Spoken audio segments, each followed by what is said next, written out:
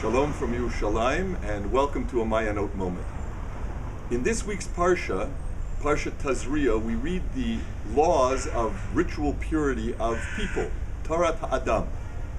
And the Torah points out, the rabbis point out, that this follows last week's Parsha where we read the laws of ritual purity concerning animals.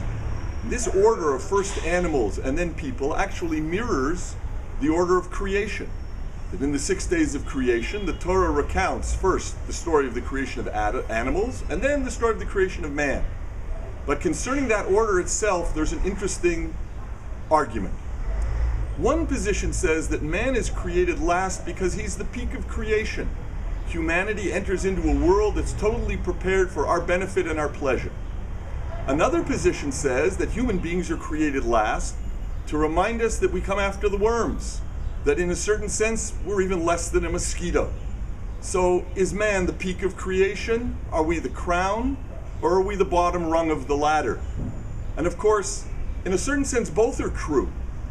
In one sense, we're created with a godly soul. Man has a nefesh elokit, a chelek elokah mimal, a godly portion within him. And that godly soul, regardless of what we do, remains holy and pure. We're the peak of creation. On the other hand, we have a physical nature. And our physical nature, unique among the animals, can actually rebel against our Creator. No other animal can act in a way that contradicts the purpose of its creation. Only people are able to corrupt ourselves to the degree that we can actually act in a way that's against the will of Hashem. So that in one sense, we're truly the highest creature in creation, we're the crown of creation. In another sense, we're the lowest. But on a deeper level, actually the two are not contradictory and they're not antagonistic. The very fact that we have a body, the very fact that we have a physical nature that can revolt against God, and we have a soul that's godly itself, allows us to realize the true purpose of creation, which is to bring godly presence, a godly presence to this world. Nit'ava Kadosh Baruch Hu, God desired that he should have a dwelling place in the lowest of the worlds.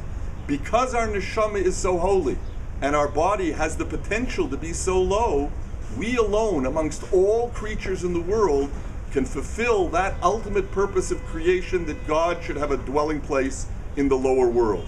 Our body can be made out of dirt, adamah. On the other hand, adameh le'elyon, we can be similar to the highest, to God himself.